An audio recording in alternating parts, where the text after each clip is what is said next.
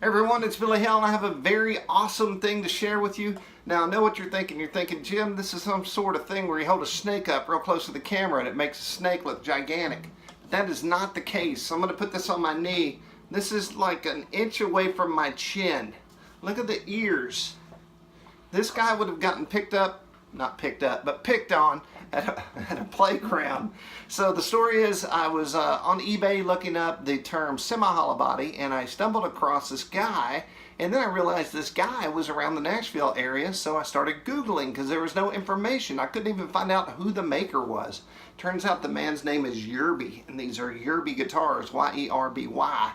And then I was like, well, who's that? So then I got on a Google image search and found a few guitars. And then I got on YouTube, and just by accident, I found all of 3 videos. I think he put one up yesterday, so he has now 4 videos on YouTube. He's a guy who decided that since he made wood, that he should start making guitars. And this is the very first guitar he ever attempted to make. And the video is him playing some kind of surf, not alt rock, but anyway, a little bit of rock and roll. And I was like, what the heck is that? So then, totally by accident, a friend of mine ordered a guitar and I had to go to his shop. So the next day I drive an hour out in the middle of nowhere with snow on the road, and I'm talking to this guy looking at the guitar, and then I look over and I see this laying on a shelf. And it has no hardware, no pickups, nothing. Anything metal you see on the guitar was not on it. It didn't even have tuners, and the truss rod was gone. So it was literally stripped, and it was covered in dust.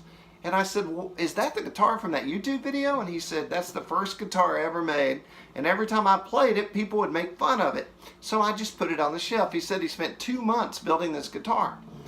And I thought, well, man, that's like a dog that you kick, and then you gotta go pet it, you know? So I went over to the guitar and I saw it. I said, look, man, do you want to sell this guitar? Well, sure, did not think he would. And he said, yeah, I'll sell it to you. And I'm going to tell you, he sold it to me for $50. That was mind-blowing too, and I was like, well, of course, yeah, that's my guitar. And I was now more excited about this guitar than the original guitar that I went to go see.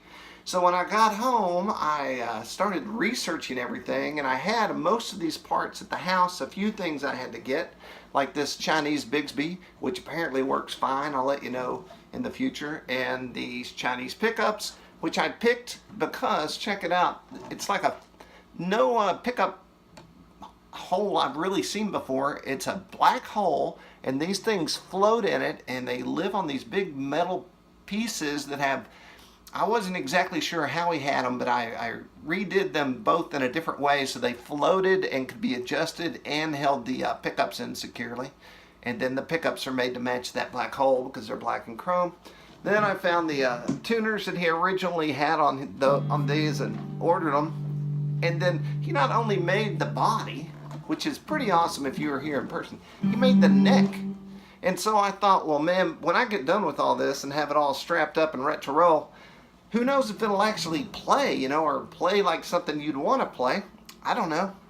I mean, the truss rod was out, and I literally hammered the truss rod in. I slid it in and then used a wood block and got it in the rest of the way. And then I wired up the Les Paul wiring situation here, put everything together, and couldn't believe it. The first strum, everything worked right.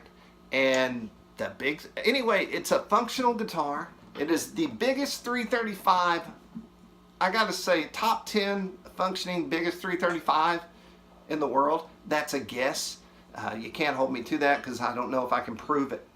And then it has his Yerby name on the back. The guy's name is Yerby, Y-E-R-B-Y. He is making more refined and pretty killer guitars right now. The other thing about the neck is, I'm not sure what he modeled it after, but it has all the dots, and I like the fret separation is at a good distance for me. Sometimes they get a little far apart on certain necks, and they're hard to play fast on. So with all that said, this thing actually plays, so let's hear it.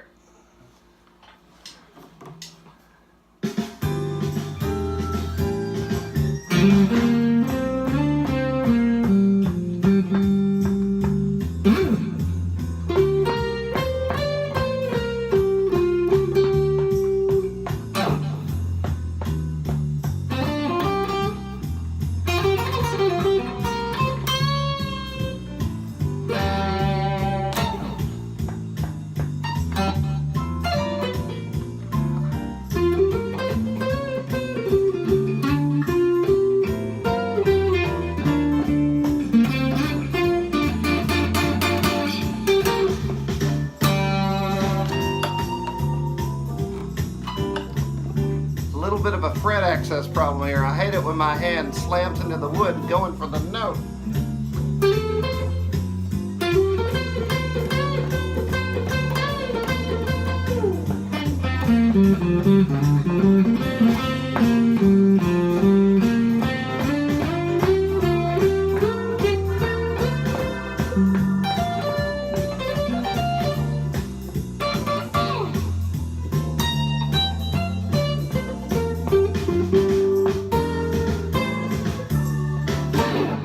There you have it, the biggest 335 that ever lived, that works.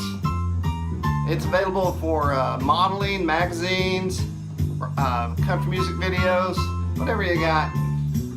Just call me, PM me, whatever. I'm Billy Hale, BillyHale.com.